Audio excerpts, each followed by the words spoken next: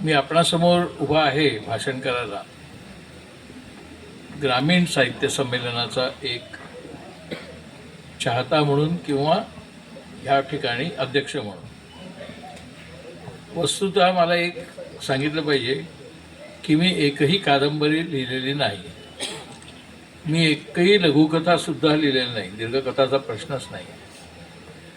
आत्ता इथे एवढे छान तरुण कवीसुद्धा आले, ते एका कवीचं विदुर महाजनांनी कविता म्हणून सुद्धा दाखवली. मी मात्र एकही कविताही केलेली नाही.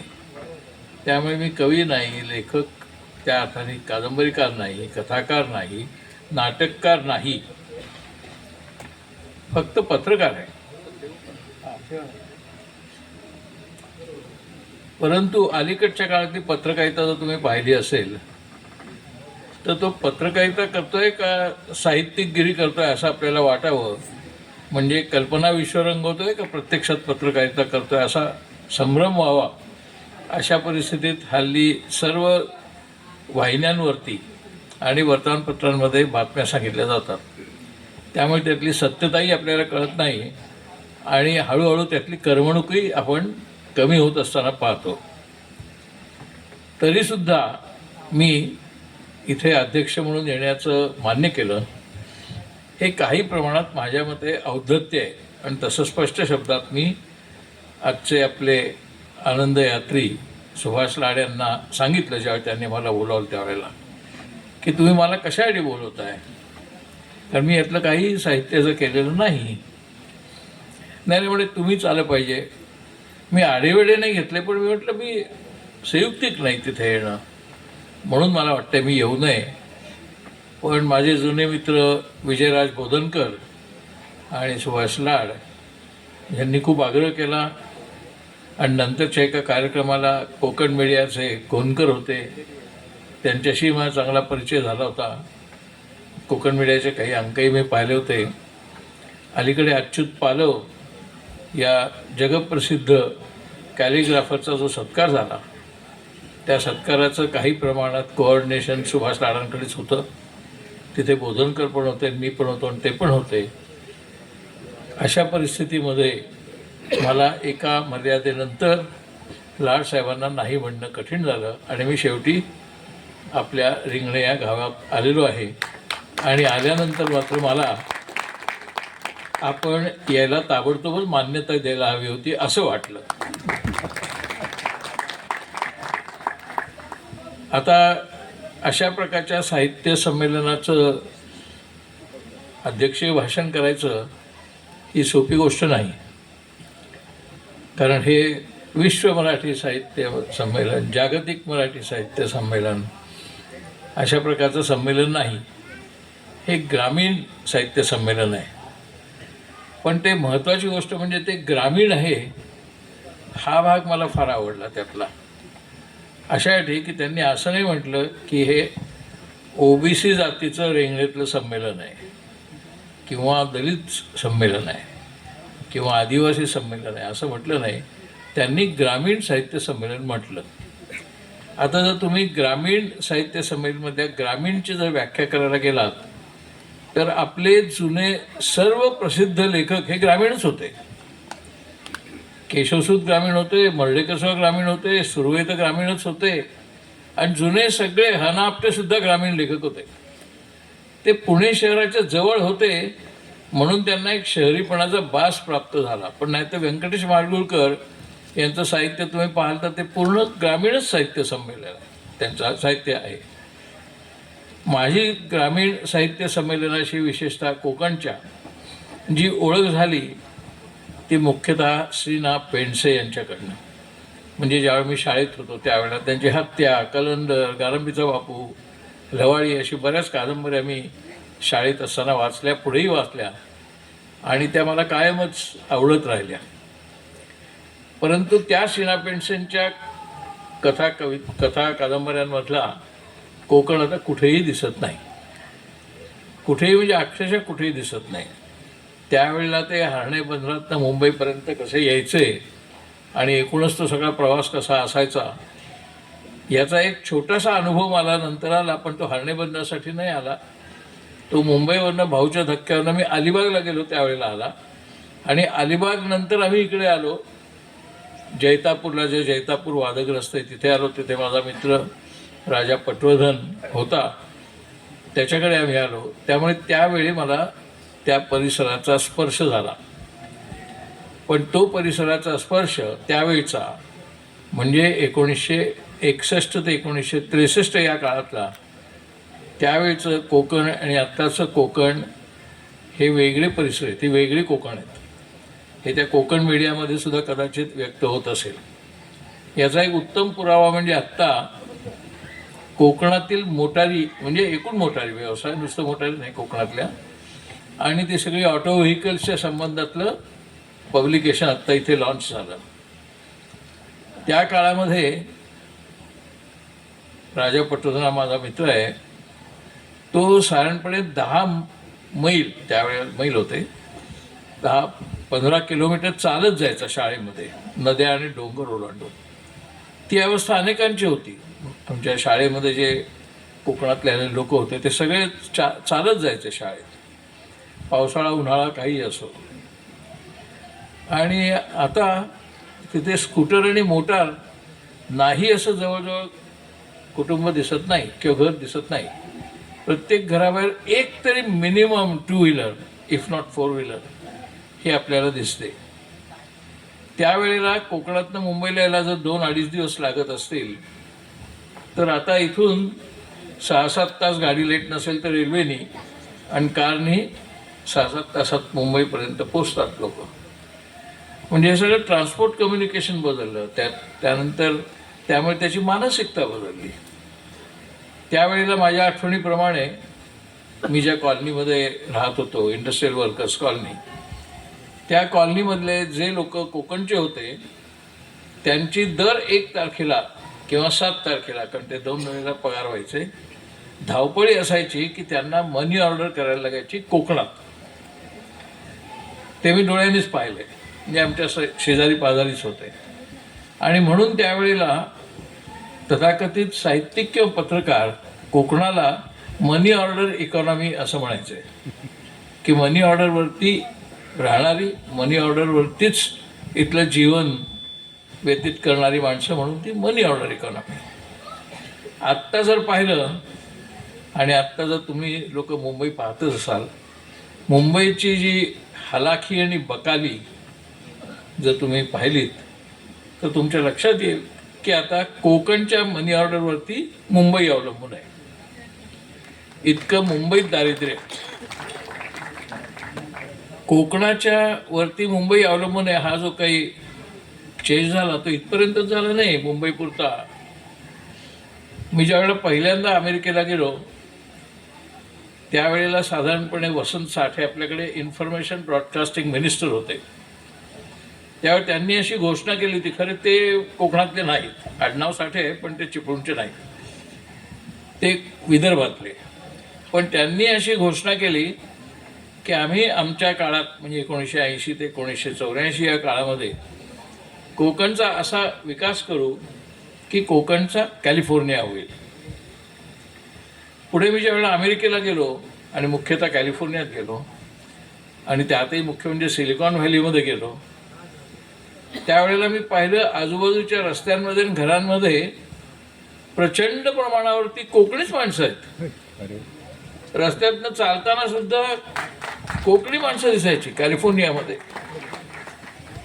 तर मग मी त्यावेळेला वसंत साठे जिवंत होते, त्यावेळी मी त्यांना म्हटलं की अहो तुम्ही कोकणाचा कॅलिफोर्निया झालेला नाही पण कॅलिफोर्नियाचा कोकण मात्र पूर्ण झालेला आहे. इतकी कोकणी माणसं तिथे कॅलिफोर्नियामध्ये आज प्रत्यक्षात दिसतात आणि ते सगळे क्वालिफाईड आहेत, म्हणजे त्यांचं शिक्षण चांगलं झालं आहे, ते सॉफ्टवेअर इंजिनियरपर्यंत गेलेत किंवा इतर व्यवसायात आहेत. आणि त्यांनी तरीसुद्धा त्यांचा कोकणी बाज जरा पण कमी केलेला नाही.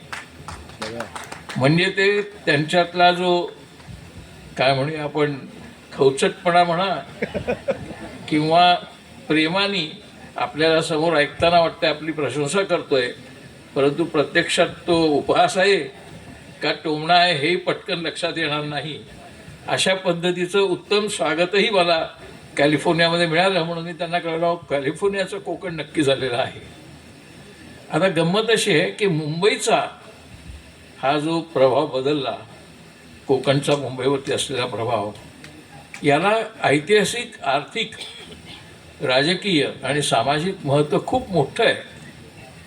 खूप मोठं अशा अर्थाने आहे की आता मला इथे आल्यानंतर सुद्धा माझ्या अपेक्षेप्रमाणे चौकशी केल्यावर कळलं की इथल्यासुद्धा गावांमध्ये मुख्यतः जी घरं आहेत तिथे प्रामुख्याने फक्त वृद्ध स्त्री पुरुष आईवडील राहतात. मुलं मुंबईत आहेत किंवा अमेरिकेत आहेत. आणि त्यामुळे इथली गावं ही म्हणजे मोठ्या प्रमाणावरती इंडिपेंडंट वृद्धाश्रम झालेले आहेत. तेवढ्या गावाचा तेवढ्या घराचा तो वृद्धाश्रम. पण ही अवस्था रिंगणेकर बंधूंना मी तुम्हाला सांगतो, ही फक्त इथली नाही. मुंबईमध्ये आणि पुण्यामध्ये मी कमीत कमी तुम्हाला 2 डझन किंवा जास्तच हाऊसिंग सोसायट्या की जिथे 400च्या वर सदस्य राहतात त्या ठिकाणी मी तुम्हाला दाखवून देईन की तिथे सुद्धा वृद्धाश्रमच झालेले आहेत. म्हणायला 2 BHK 3 BHK अतिशय पॉश अशा सोसायटीज आणि फ्लॅट्स, पण त्यांची मुलं अमेरिकेत आणि फक्त वृद्ध आईबाप इकडे. तो सामाजिक प्रश्न इतका झाला आहे की ज्या वेळेला ते वृद्ध आईबाप दुर्दैवाने मरण पावतात त्यावेळेला त्यांनी आयुष्यभर बँकेत, LICमध्ये, मंत्रालयात, इन्कम टॅक्स अशा ठिकाणी नोकऱ्या केलेल्या असतात. पण त्या जुन्या काळातल्या केलेल्या असतात, म्हणजे 85-90च्या अगोदरच्या काळात केलेल्या असतात. त्यावेळेला 6 पे कमिशन, 7 पे कमिशन आलेले नव्हते. त्यामुळे त्यांचे पगार त्यावेळचे होते. त्यामुळे त्यांचं पेन्शन, त्यांचं प्रॉव्हिडंट फंड असतं. आणि मग त्यांचं जे ऑफिस असतं खाजगी किंवा सरकारी, ते त्या मुलांना पत्र टाकून विचारतं अमेरिकेला की असे तुमच्या वडिलांचे एवढे प्रॉव्हिडंट फंडाचे किंवा पेन्शनचे पैसे आहेत, ते कृपया आपण येऊन आपला वारस सिद्ध करून घेऊन जावेत. ती मुलंही मला भेटली तिकडे अमेरिकेत. त्यांनी म्हटलं, अरे तुम्हाला पण तशी पत्र आली असतील, की मला माहिती आहेत, मी पत्रकार असताना इकॉनॉमिक टाइम्स त्याच्याबद्दल बातम्या दिलेल्या आहेत. ते म्हटले आले आहेत पत्र, पण काय करणार रे, त्यांच्या प्रॉव्हिडंट फंडातनं मला जे पैसे मिळतील किंवा पेन्शनमधनं त्याच्या दुप्पट माझा इथे मंथली पगार आहे. आता इतक्या मोठ्या प्रमाणावरती पगार असताना विमानाचं एक लाखभर भाडं खर्च करून, जास्तच खरं, इथे यायचं आणि त्या खर्चापेक्षा कमी पैसे असलेले प्रॉव्हिडंट फंड किंवा पेन्शनचे पैसे घेऊन जायचे किंवा LICच्या पैसे घेऊन जायचे, हे काही व्यवहाराला काही योग्य नाही आहे. अशी अवस्था प्रत्यक्षात तिकडची मुलंही सांगतात आणि इकडेही LIC किंवा बँकेतले लोक सांगतात. खूप मोठ्या प्रमाणावरती पैसे पडून आहेत, बँकांमध्ये पडून आहेत, त्यांच्या FDsमध्ये पडून आहेत, LICमध्ये पडून आहेत, पेन्शनमध्ये पडून आहेत. अशी एक वेगळ्याच प्रकारची नवीन सुबत्ता आपल्या देशात गेल्या साधारणपणे 30 वर्षात जन्माला आलेली आहे. म्हणजे 1990 नंतर मुख्यतः 1991मध्ये डॉक्टर मनमोहन सिंगांनी आर्थिक उदारीकरण केलं. त्याच्यानंतर 6वा आयोग आला. त्या आर्थिक उदारीकरणानंतर ज्या प्रचंड प्रमाणावरती स्फोट झाला एका नवीन मध्यमवर्गाच्या जन्माचा, त्यावेळेला सगळं सामाजिककरण, सांस्कृतिकरणच बदललं. अशा अर्थाने की पूर्वी असं म्हटलं जायचं कधीही, मध्यमवर्ग म्हटलं की शहरी मध्यमवर्ग असा शब्द त्याला जोडला असायचा. शहरी मध्यमवर्ग, कोणी ग्रामीण मध्यमवर्ग असा शब्द वापरत नसे. शहरी मध्यमवर्ग, कधी कधी त्याच्यात शहरी सवर्ण मध्यमवर्ग असं करत असत. पण मध्यमवर्ग म्हटलं की तो शहरी, आणि त्यातही मुख्यतः ब्राह्मण, CKP, सारस्वत, काही प्रमाणात मराठा वगैरे. आता हे वातावरण पूर्ण बदललं आहे. विशेषतः 1990च्या मंडल आयोगानंतर आणि 1991च्या उदारीकरणानंतर आता आपल्या समाजात प्रत्येक जातीत आणि प्रत्येक धर्मात एक प्रचंड मोठा मध्यमवर्ग तयार झाला. इतका की आत्ताची आपली जी सत्ता आहे ती मध्यमवर्गीयांची सत्ता आहे का असं वाटावं, इतक्या प्रचंड प्रमाणावरती तो मध्यमवर्ग आहे. तो मुंबई पुण्यामध्ये तुम्हाला शॉपिंग मॉल्समध्ये दिसेल, तो आयनॉक्स थिएटरमध्ये दिसेल, निरनिराळ्या ठिकाणी तो दिसेल. तिथे खर्च किती असतो याचा जर तुम्ही अंदाज काढलात फक्त, बरं ते जाणारे तिथे काही खूप श्रीमंत असतात, मध्यमवर्ग, higher middle class, 2 BHK 3 BHK company, जे पूर्वीपासून पुण्यात किंवा मुंबईत राहतात, असे एकेका तिकिटाची सिनेमाच्या 500 रुपये किंमत आहे. पॉपकॉर्नची 400 रुपये आहे. समजा 4 माणसं एका सिनेमाला गेली तर 2000 रुपये तिकीटाचे आणि 500च्या आसपास पॉपकॉर्नचे, एवढा त्यांचा खर्च होतो. 250 रुपये 4 जणांच्या सिनेमात जायचा. तो परवडतो त्यांना आणि ते जातात. हा वर्ग आपण कोणीही पूर्वी पाहिलेला नाही. इथे बसलेल्यांचं ज्यांचं वय हे 55च्या पुढे आहे, त्यांना माहिती आहे की मुंबईत सुद्धा त्या काळात घरात जर टेलिव्हिजन सेट आणला तर गणपती आणल्यासारखं वातावरण असायचं घरात. म्हणजे गाजावाजाने तो यायचा आणि तो टेलिव्हिजन प्रत्यक्षात यायच्या आत घरात चर्चा एकच असायची की तो कुठे ठेवायचा. कारण त्याला सगळे चाळीत राहणारे किंवा 1 BHK वाले होते. मग काही जण म्हणते कोपऱ्यात ठेवूया असा तिरका, काही जण म्हणते समोर ठेवूया, बाहेरनं माणसं आली की लगेच डेकोरेशनचं. त्यामुळे T V as a piece, तेव्हा कलर टी व्ही नव्हता, was a part of interior decor. आता इथे किशोर रायरे बसलेले आहेत, त्यांना संपूर्ण इंटिरियरची माहिती आहे. पण तो 40 वर्षापूर्वीचा डेकॉर म्हणजे कलर टी व्ही तर आपल्याकडे जवळजवळ 1990-91 आला. तोपर्यंत black and white T V होता. आणि त्या ब्लॅक अँड व्हाईट टी व्हीचा सुद्धा एवढा प्रसार, एवढा प्रचार, एवढा गाजावाजा की भक्ती बर्वे गुरुवारी किंवा शुक्रवारी येणार टी व्हीवरती तर लोक त्या वेळा बुक करायचे की त्यावेळेला आपण घरात असलं पाहिजे. छायागीत वगैरे किंवा साप्ताहिकी प्रत्येक घरात. आणि छायागीतमधली हिंदी गाणी लागली की घरातल्या तरुण तरुणी मंडळी म्हणायचे की आपल्यालाही घरात टी व्ही पाहिजे, कारण ते शेजारनं ऐकू यायच्या. त्यावेळेला आईवडिलांनाही तीच इच्छा असायची, पण ते म्हणायचे की नाही ते आता तू मॅट्रिक झाल्यावर किंवा तू BA झाल्यावर त्यावेळेला आपण त्यावेळेला टी व्ही घेऊ, कलर टी व्ही नाही, असं वातावरण होतं. आणि त्याच्या पलीकडे रामायण महाभारतचा काळ तुम्हाला आठवत असेल, मुंबई ओस पडायची. कर्फ्यू ऑर्डर असल्यावर की मुंबई ओस पडायची. रामायण आणि महाभारत सुरू झालं की पूर्ण बंद. आता इथलं काही नाही, ह्या सगळ्या नॉस्टॅल्जिया आहे. ह्या सगळ्या मेमरीज आहेत. काही मेमरीज चांगल्या आहेत, काही वाईट आहेत. वाईट अशा अर्थाने की त्यावेळेला संवेदनशीलता आत्ता आहे त्याच्या जवळजवळ 10 पट होती समाजामधली संवेदनशीलता. याचा उत्तम पुरावा म्हणजे इथे जे बँकेत नोकरी करणारे असतील किंवा करत होते त्यांना आठवत असेल की बँकेमध्ये स्ट्राईक व्हायचा. मुंबईला टेक्स्टाईल कामगारांचे स्ट्राईक व्हायचे. 2.5 लाख टेक्स्टाईल कामगार होते मुंबईत. 2.5 लाख म्हणजे 2.5 लाख कुटुंब आहेत. म्हणजे 12 लाख लोकांचं जीवन त्या 2.5 लाख लोकांवरती अवलंबून होतं. त्यातले खूप कोकणातले होते, काही सातारा पलीकडचे होते. पण त्या टेक्स्टाईल इंडस्ट्रीचा, गिरणी कामगारांचा अगदी थेट संबंध कोकणाशी किंवा साताऱ्याशी होता. आता एकही गिरणी नाही. 62 गिरण्या होत्या, एकही गिरणी नाही. औषधाला फार तर एक सेंचुरी आहे थोडीफार शिल्लक म्हणून, पण नाहीच. म्हणजे 62 गिरण्या नाहीत, त्यात काम करणारे 2.5 लाख कामगार नाहीत.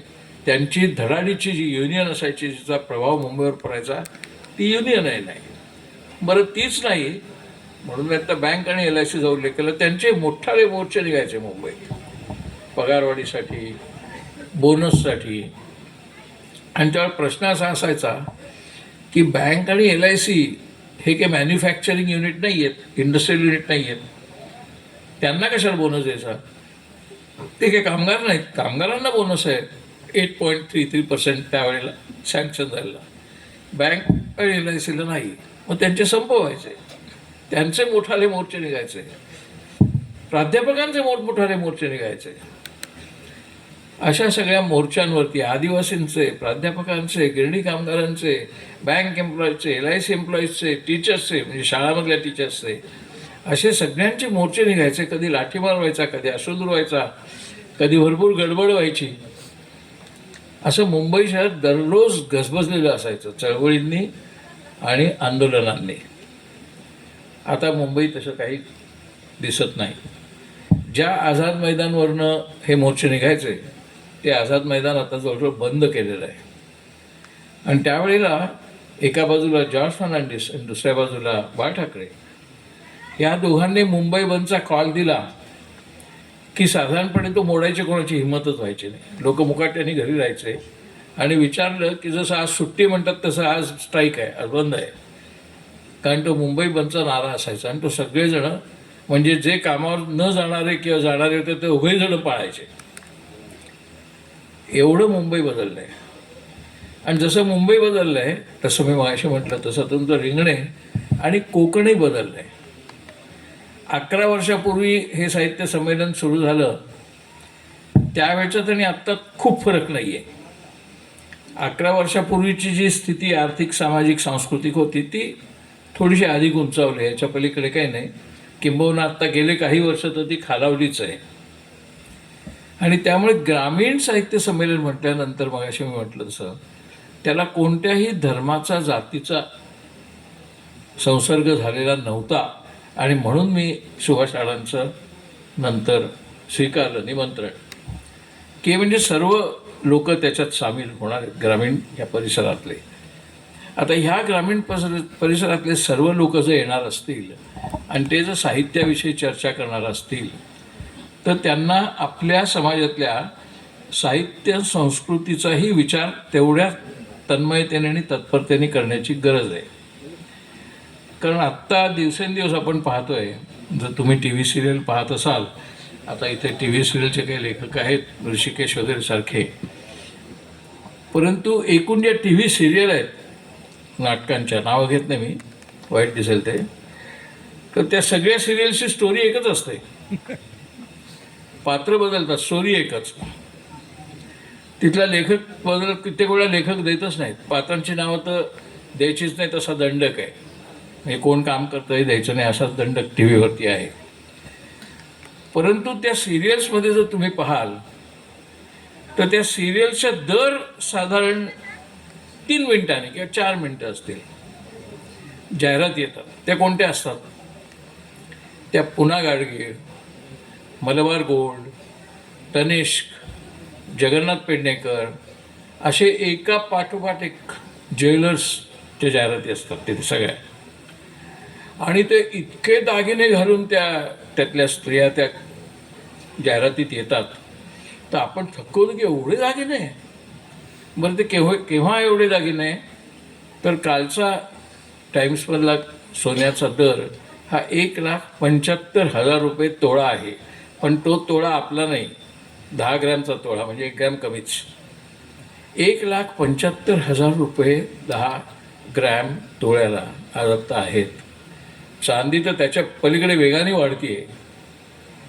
असं असताना त्या सिरियलमध्ये एवढाले दागिने घालून त्या स्त्रिया येतात आणि त्या पाहणारे जे प्रेक्षक आहेत त्यातल्या ज्या स्त्रिया आहेत त्यातल्या कित्येक स्त्रिया मी पाहिलं आहे ह्या त्या गोष्टीविषयी बोलत नाहीत, त्या दागिन्यांविषयी बोलतात. नुसतं दागिन्यांविषयी बोलत नाहीत. प्रत्येक सिरियलमध्ये एक प्रचंड मोठा विवाह समारंभ होतो आणि त्या विवाह समारंभात जे जे काही केलं जातं, म्हणजे नॉट ओन्ली ड्रेस, फक्त दागिने किंवा कपडे लत्ते नाही, एकूण सगळे त्याच्या निमित्ताने होणारे ते सगळे दाखवले जातात. आणि त्याचं अनुकरण करणं हे म्हणजे आता वाढलेलं आहे. ऑस्कर वाईल्ड नावाचा एक लेखक होता, तो तर गेलाच, म्हणजे 20व्या शतक जन्माला याच्या आसपासच तो गेला. त्यामुळे त्याला काही टी व्ही माहीत नव्हता, मोबाईल माहीत नव्हता. तरी त्यांनी त्यावेळेला लिहून ठेवलं आहे त्याच्यामध्ये की आर्ट कशी जन्माला आली, म्हणजे साहित्य. आर्ट आणि साहित्य कसं जन्माला आलं तर समाजातलं जे वास्तव आहे त्या वास्तवाचं चित्रण, पण ते नाट्यपूर्ण असलं तरी वास्तव, असं करण्यातनं आर्ट आणि लिटरेचर जन्माला आलं. पण त्यांनी त्यावेळेला लिहिलं आहे. आता उलटं झालं आहे. आता जे दाखवलं जातं आर्ट अँड लिटरेचर म्हणून ते वास्तवात आणण्याचा प्रयत्न म्हणजे साहित्य असं झालं आहे. आणि त्यामुळे साहित्याचा दर्जा खालावतोय त्यांनी त्यावेळेला लिहिलं. आता आत्तासुद्धा आपण पाहतो टी व्ही सिरियल्स किंवा स्टोरीज किंवा एकूण लिटरेचर, त्या लिटरेचरमधला भाग आपण आपल्या जीवनात कसा आणू शकतो किंवा आणूया ह्याचा प्रयत्न करणं म्हणजे साहित्य, असं आत्ता उलटं झालेलं आहे. आता तर आपण त्याच्याही पुढच्या टप्प्यात गेलो आहे. आत्ता यांनी कविता संग्रह प्रकाशित केले. आत्ता जर तुम्ही AI ChatGPTला सांगितलं की मला नारायण सुर्वेंच्या शैलीतली कविता करून पाठव, आणि विषय काय आहे तर शेतकऱ्यांच्या आत्महत्या, ह्या विषयावरती मला नारायण सुर्वेंच्या शैलीतली कविता पाठव, 5 मिनिटाच्या आत तो 2 कविता पाठवतो, उत्तम दर्जाच्या, मराठी उत्तम, शुद्धलेखन उत्तम. आणि तो विचारतो खाली याच्यापेक्षा वेगळी पाहिजे असेल तर ती पण पाठवतो म्हणून. असं करून तो ती कविता पाठवतो.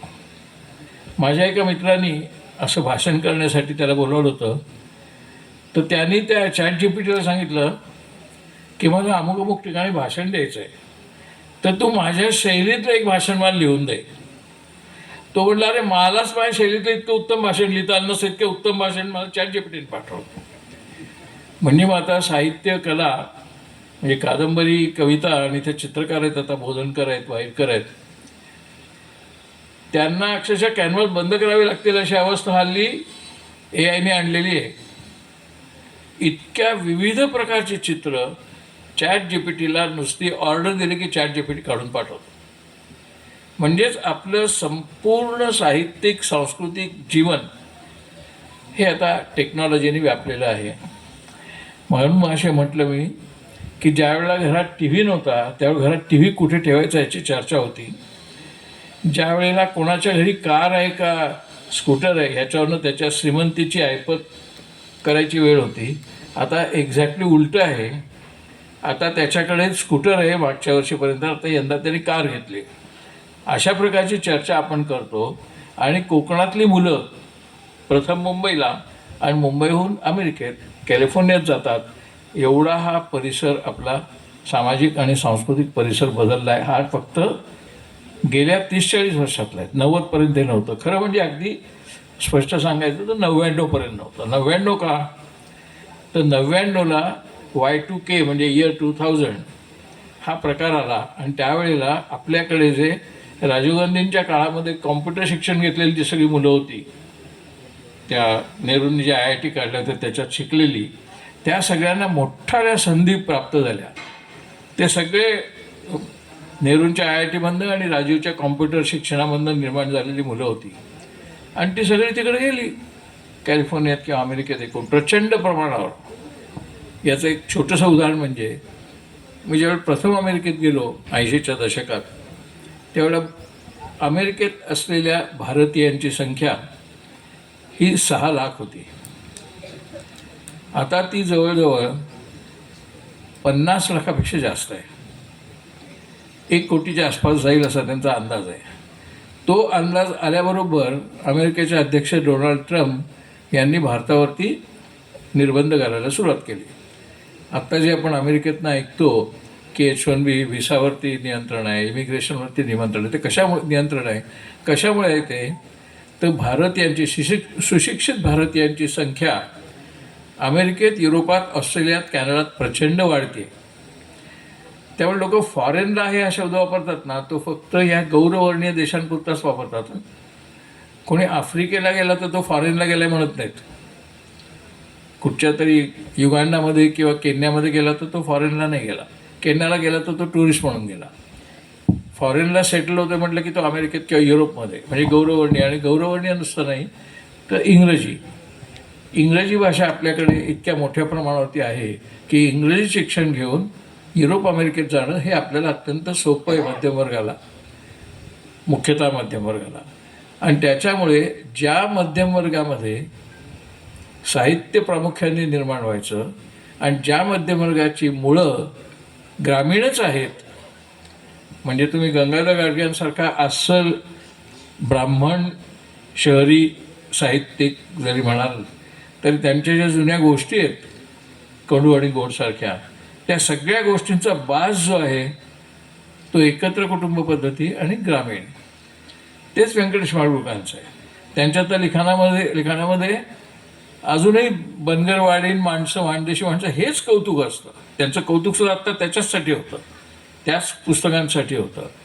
याचा अर्थ असा की our minds are in the past, our actual lives are in the complicated present, and our little bit aspirational future is in rich future किंवा एक्सपेक्टेड फ्युचर. म्हणजे आत्ता आपण एकाच वेळेला 3 पातळ्यांवरती आपलं मानसिक जीवन आहे. आपण सोडले जे त्याच्याबद्दल आपल्याला एक प्रकारचं नॉस्टॅल्जिक आकर्षण आहे.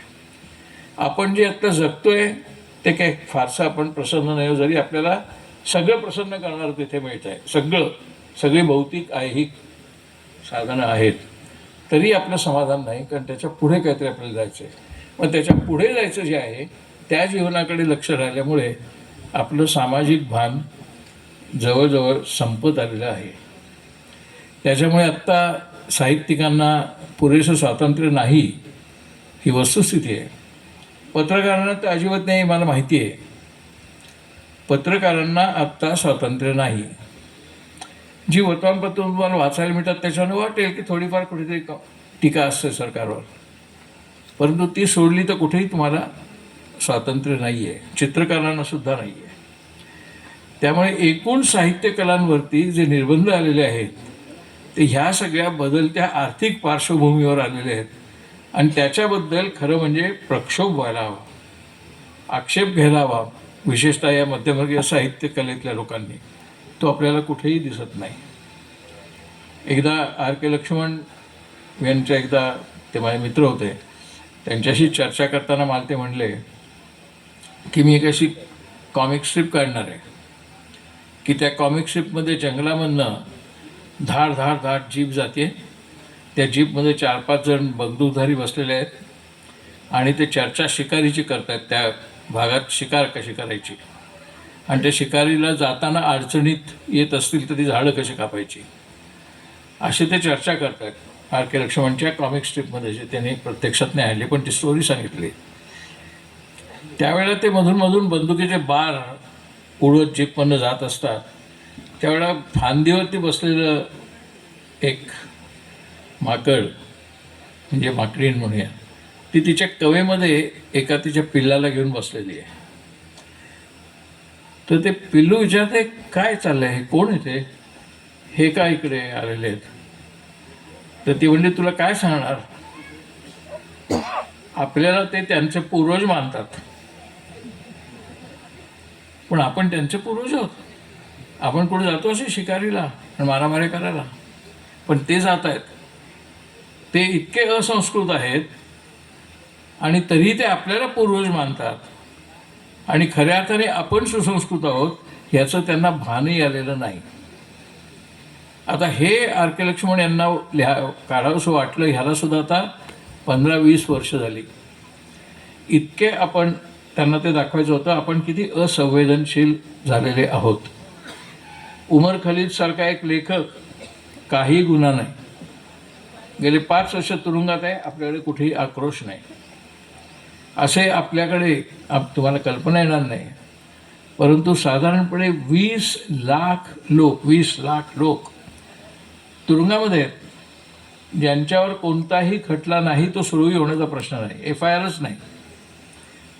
त्यांच्यासाठी कोणीही काहीही बोलत नाही, वर्तमानपत्रही बोलत नाहीत. वर्तमानपत्रांवरती एवढे निर्बंध आहेत किंवा TV वरती बातम्यांवरती कोणी त्याच्याबद्दल अवाक्षर बोलत नाही. ते 20 लाख लोक जे आहेत ते मध्यमवर्गातले नाही आहेत, थोडेसे आहेत अड्डा त्याच्यातसुद्धा मध्यमवर्गातले, पण मुख्यतः ते गरीब कामगार वर्गातले किंवा शेतकरी वर्गातले आहेत.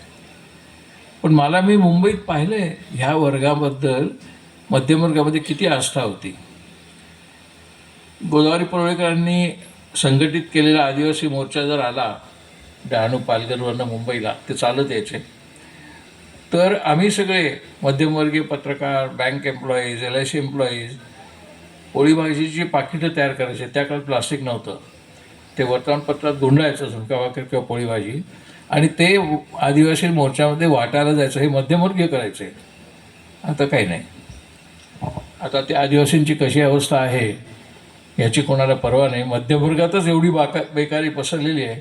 त्यांच्याकडच्या बेकारीचा आणि त्यांच्याकडे त्यांचा शेतीकडे दुर्लक्ष करण्याचा जो एकूण आर्थिक व्यवहार झालेला आहे, त्यालाही काही आता प्रत्यक्षामध्ये आपल्या समाजातलं चित्र आपल्याला मीडियामध्ये, साहित्यामध्ये दिसत नाही. म्हणजे एकेकाळी मला सीना पेंडसे सारख्या लेखकांना, चिमत्रेम खानोलकर यांच्यासारख्या माणसांकडनं कोकण आणि ग्रामीण जीवन समजलं. आत्ताच ग्रामीण जीवन समजून घ्यायचं असेल, आत्ताच ग्रामीण जीवन, तर मला अशा प्रकारचे लेखक मिळत नाहीत की ज्यांनी ट्रान्सफॉर्मेशन अशा पद्धतीने पाहिलं आहे की ते ट्रान्सफॉर्मेशन झाल्यानंतर साहित्यातनं संवेदना वाढते, त्याच्याऐवजी साहित्यातनं असंवेदना कशी वाढते हे स्पष्ट होतं. तशा प्रकारचं ग्रामीण साहित्य माझ्या वाचण्यात आलेलं नाही.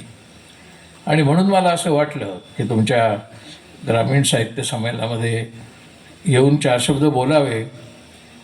कारण साहित्य संमेलनामध्ये अध्यक्ष भाषण करताना मला हे सांगितलं पाहिजे की आपलं वास्तव जीवनाचं हे जर मला साहित्यात सापडत नसेल तर मग त्या साहित्याला अर्थ काय?